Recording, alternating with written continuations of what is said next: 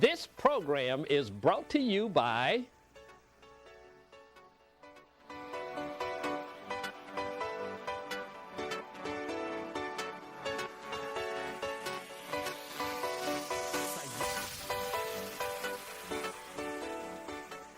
Hello, and how you doing? Good morning. It is a great day that the Lord has made. We should be rejoicing and glad in it. Thanks for joining me on the You Can Win in Life broadcast. I am Senior Pastor and Apostle CRCalhoun of the Full of Faith Christian Center Ministries located in beautiful DeSoto, Texas, where the sun always shines, and that's S-O-N. Thanks for joining us via this wonderful station, UANnetwork.tv. I want you to know, channel 26.3, we'll be here with you every Saturday morning, blessing you and helping you to develop in the things of God for the purpose in your life. I believe that there are 3 great days in everybody's life, 3 great days in everybody's life. That doesn't mean you don't have other great days, but 3 basically great days in your life.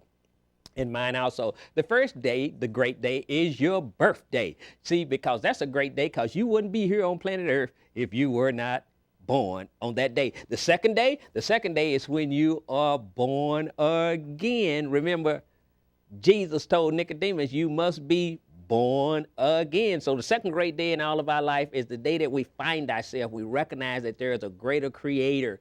That there is an essence of what we call God above. Born again, second great day. Now, the third great day that I believe everybody have, and many people live life and never experience their third great day. Your third great day is the day that you find your purpose you were sent to planet Earth. You have a purpose. Everybody has a purpose here on planet Earth. Now, the guy you're listening to did not know this 10, 15, 20, 30 years ago. I did not know this. But when I come into a revelation, when I realized that I had a purpose, that I was not an accident, that I was sent here for a specific calling, for a specific duty to solve a specific problem, which means is your purpose, then I started looking to find my purpose and then to actuate my purpose. Because when you find your purpose, everybody's purpose is going to involve helping people. And so now I travel and I speak and I share with people. I life coach people and I help people be entrepreneurs and start businesses. I help people to build churches and so forth. But my main goal is to add value to other people. I believe that I was sent here that everybody who crosses my path is a little bit better because they cross my path. Now, you're listening to a guy that's an entrepreneur. I already told you I was a senior pastor. I'm an entrepreneur. I own some businesses here in the DFW area. And I'm also a best-selling author. I'm a best-selling author. My first book, You Can Win in Life, went bestseller in 2014. My second book, You Must See Your Way Through, went bestseller in 2018, both month of May. And so many years ago, I had no idea there were books inside of me. I'm working on book 3 right now. It's a little overdue as far as me finishing it and having it published. However, I'm working on it. And so I never knew books was inside of me. We're building a brand new ministry. Right now, as I'm speaking, we're getting ready to lay the foundation on it. I've been given the multi-million-dollar budget to do this because it's the first phase of a 5-phase vision that I've been given by the Spirit of the living God. We finished the sanctuary. I like to call it a learning center, but a sanctuary. Then we're building our K-6 academy. I'm just so excited. Then we're building our 7th through 12th academy. That'll be the phase 3. Phase 4 is going to be our teen center. We're going to be at a teen center so we can touch the lives of the young people. The young people really need a lot of help. In the last 3.5 to 4.5 years, teen suicidal rate and teen trafficking has went up over 33%. That's simply because our teens are so wayward and lost. And so we're going to have a teen center with specific guidelines, specific activities, and specific schooling and rules to help our young people. Number 5, my 5-phase vision that the Spirit of the living God has given me is to have an addiction center. Now, I used to call it a drug and alcohol addiction center, but I dropped the drug and alcohol because not only have our society acquired a drug and alcohol addiction, they've also acquired a technology addiction.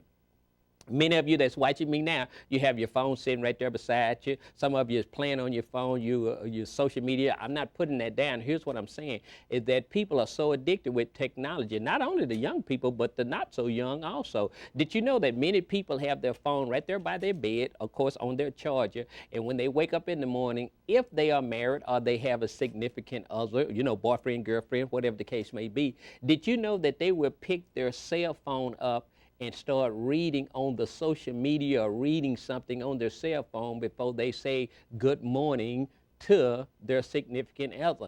And here's the thing about it.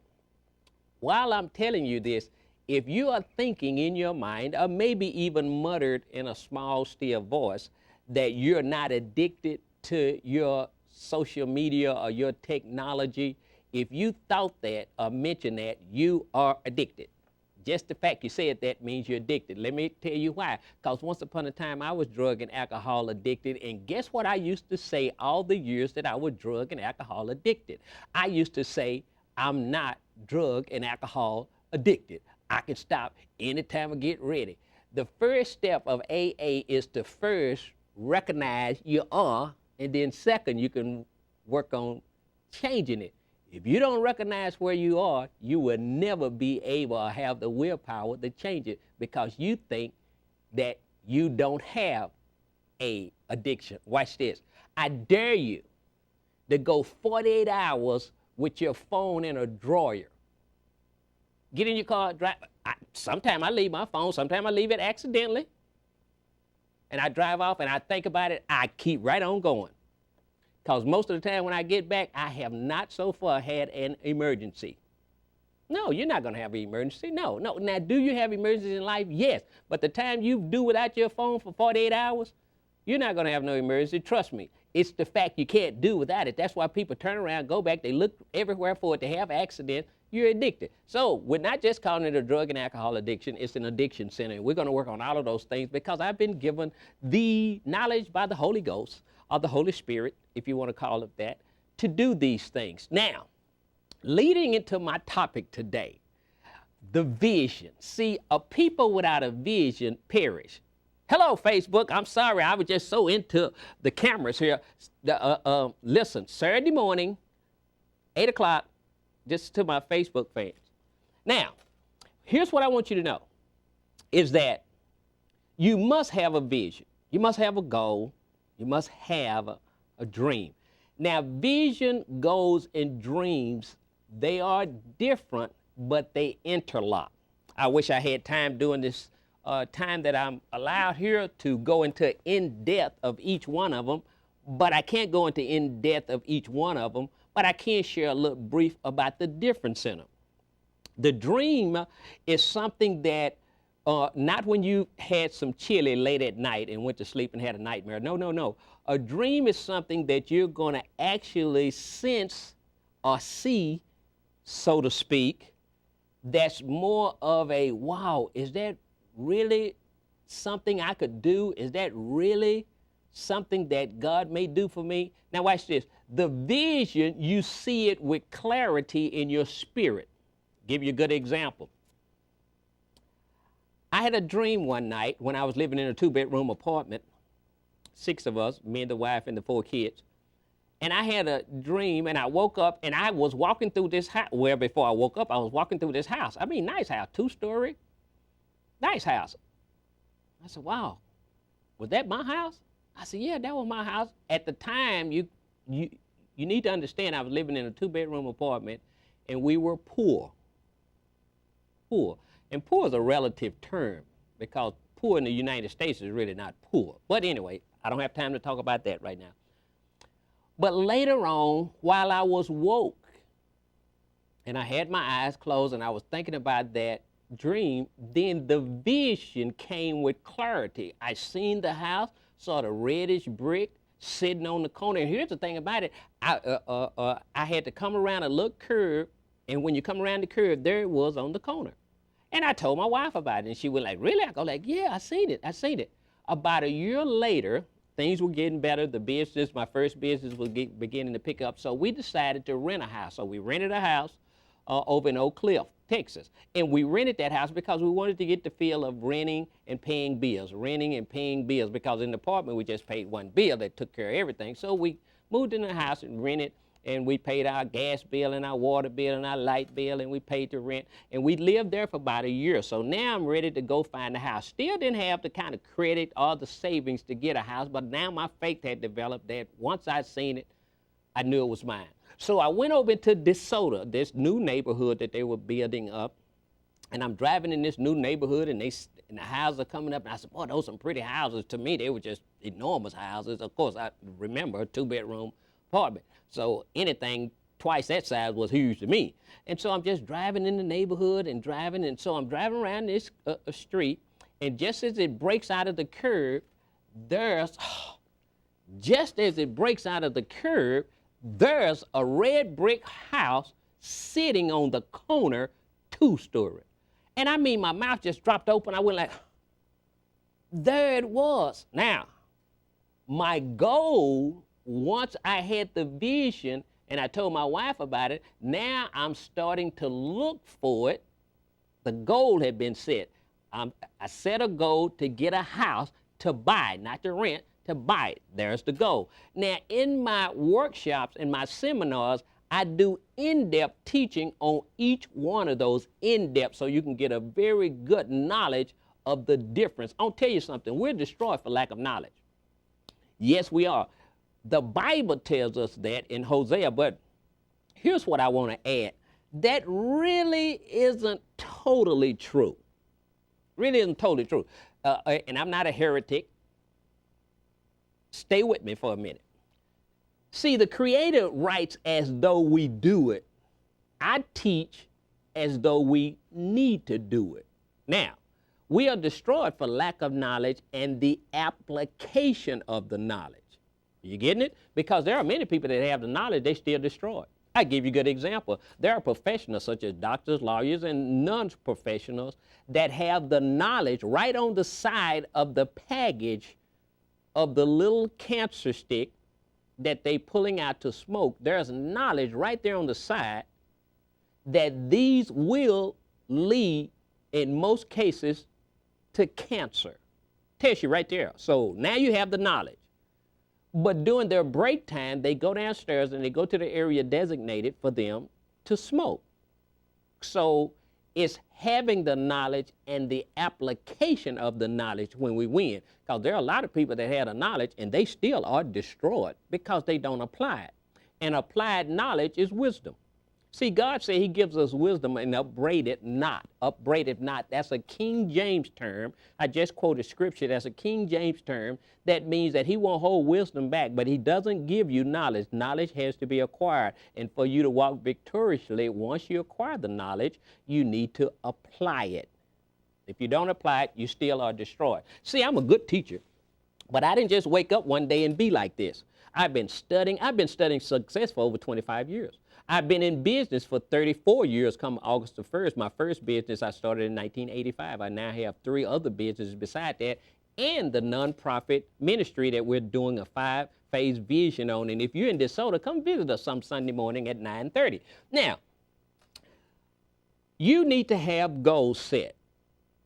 That's why most leaders, most pastors, most business owners don't do very well. And most businesses, the majority of businesses that start, they either fail or close within 3 to 5 years. The statistics show that because they don't have specific written down goals. Now, I believe that we should set goals in 7 areas of life.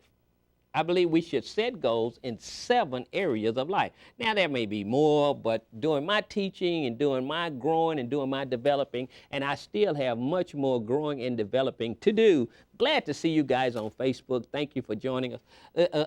Listen, 7 areas that you need to have goals set. You need to write these down. Number 1, you need to have a spiritual goal. You know I was going to say that. What does it mean to you to be spiritual? Because a lot of people don't understand that spiritual and religion is not the same. Spiritual and religion. Jesus was never religious. As a matter of fact, it was the religious leaders of that time that killed him. And most of you that if you've been in your holy writ, the Bible, any length of time, you know that's true. So Jesus was never a religion. Jesus never wanted a religion. He wanted a relationship.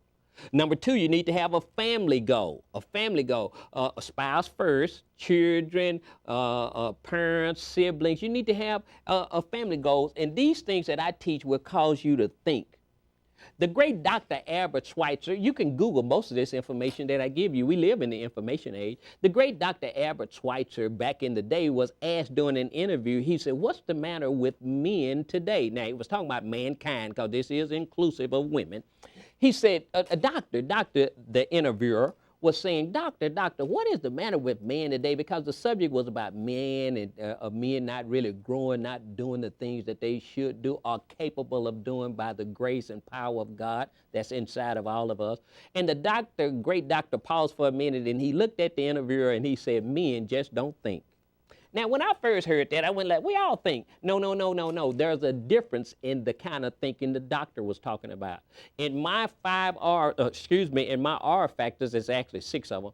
In my R factors, the first one is recognized. And even in my 7 mental faculties that I teach, the first one is thinking or reasoning. The Bible calls it meditating. Not the kind of thinking you can do driving down the road, drinking coffee, texting, and stirring with your knee. Yes, that's a form of thinking, but that's not what we're talking about. We're talking about some in-depth thinking where you sit down, shut off everything, move stuff away, and just think. Most people don't do that. First of all, they stressed out with bills and paying bills. See, I teach from experience. Yeah, once upon a time, that was me. But I thank God I am free and free indeed. Let me tell you something. Money was never sent here to make us rich. I thank God for it. Listen, I've been broke and I've been rich. I like the second part a lot better. Now, money was never sent here to make us rich, though that comes from it. Money was sent here, actually made by man. Money was sent here to make us comfortable. That's what money does. It makes us comfortable. See, you're going to have to start thinking differently. See, Jesus was never broke. I mean, one time, Jesus had so much money in the bag that a person was stealing out of it because the Bible called him a thief, and a thief steals. So if the Bible called him a thief, he was stealing, and he was stealing out of the money bag. And it was so much in there, didn't nobody miss it except Jesus by the Spirit that told him and revealed to him that Judas was stealing out the bag. It was so much in there. Tells you in your Bible. Yeah. Jesus never worried about money.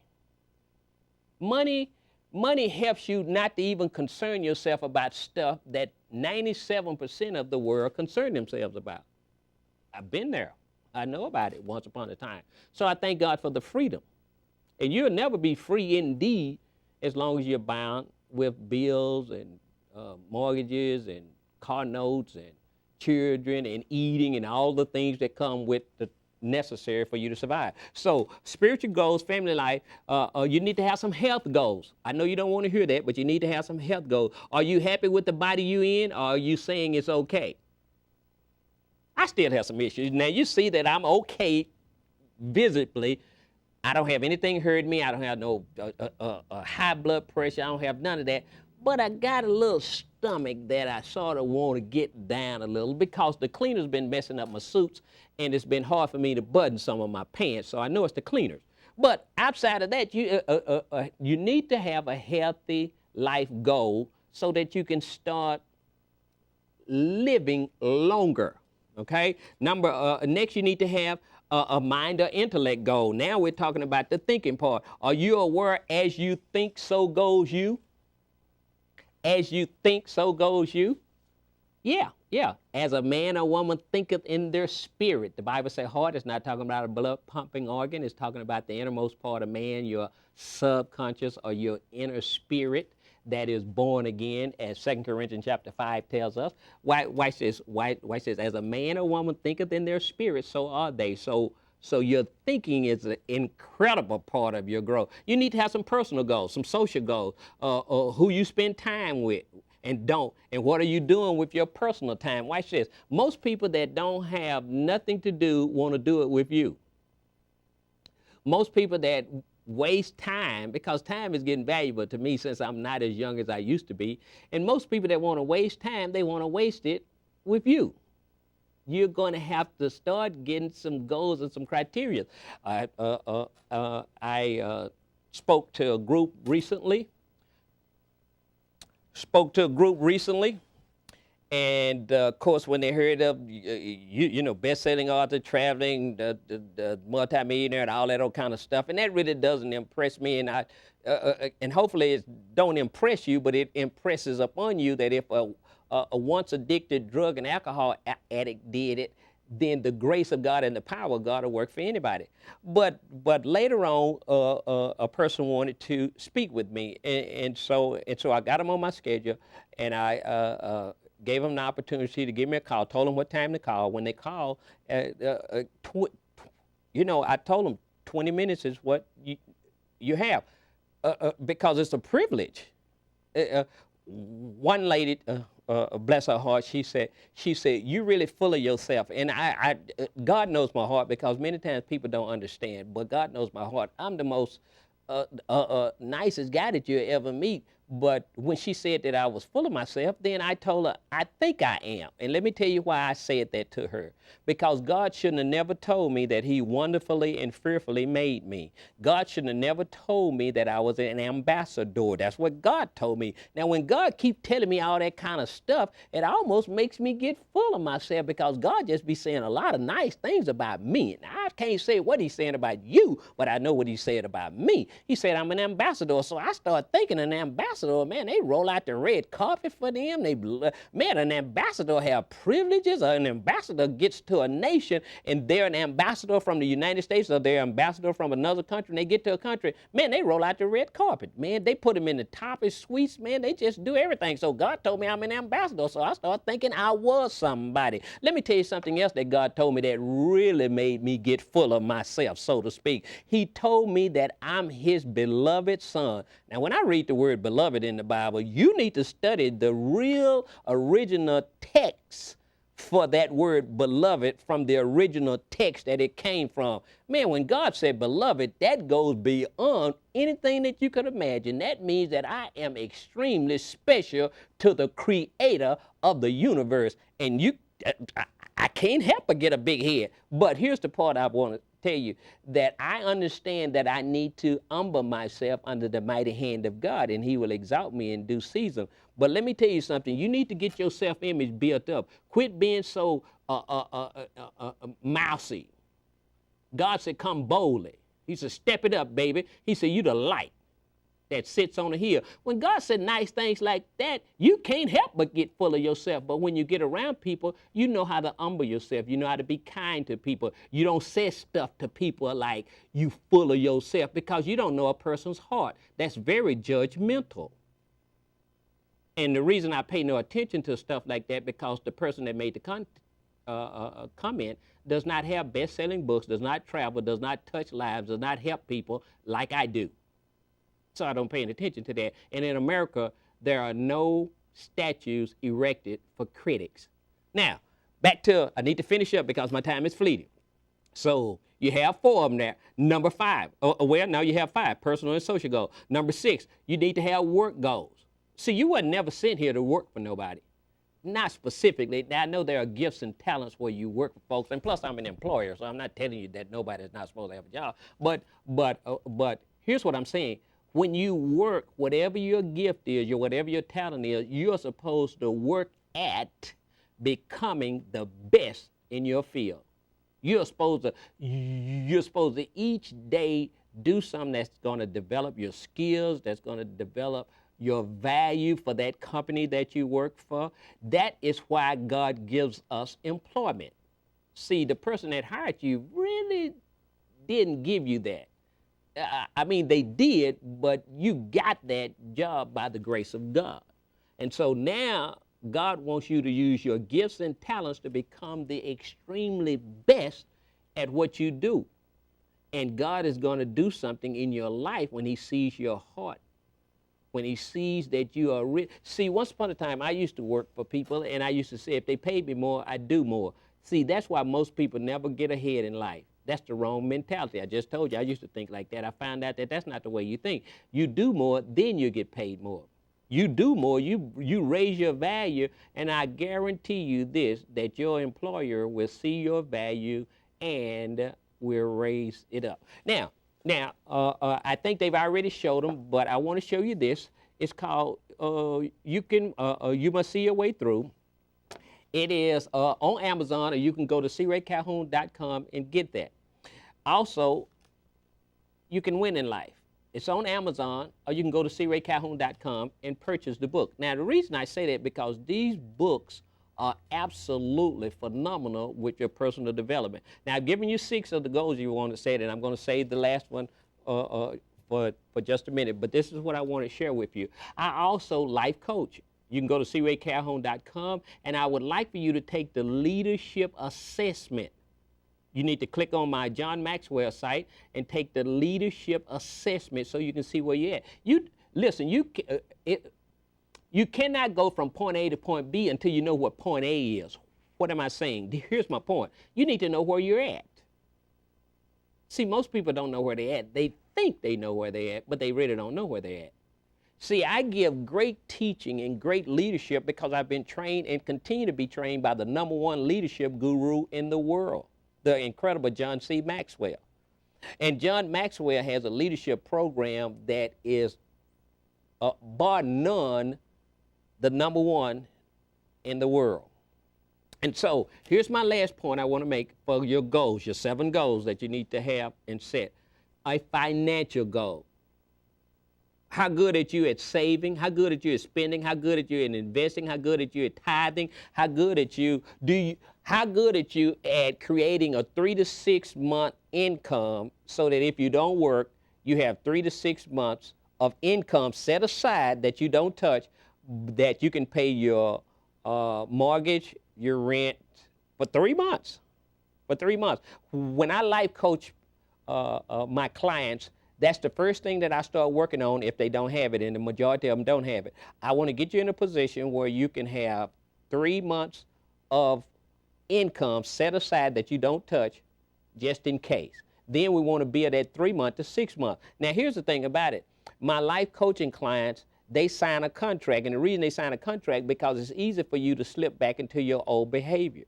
Now, I'm going to be able to share some more of what I do with you on the next program, so I don't want you to miss it. I'll be right back at you next Saturday morning at 8 o'clock. I got some more that I want to share with you in the financial area and the goal-setting area. We're going to make you a winner in life because you can win in life. So I want you to visit me at CRCalhoun.com, and thank you very much for coming out and sharing the You Can Win in Life broadcast with me on Facebook and here on channel 26.3. We appreciate you. And always remember that you are special. You are great. You were born to win, endowed with greatness, and engineered for success.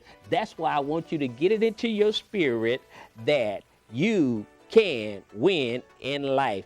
This is C. Ray. It's a great day, Calhoun, signing off, and I'll see you at the same time next Saturday. Bye-bye.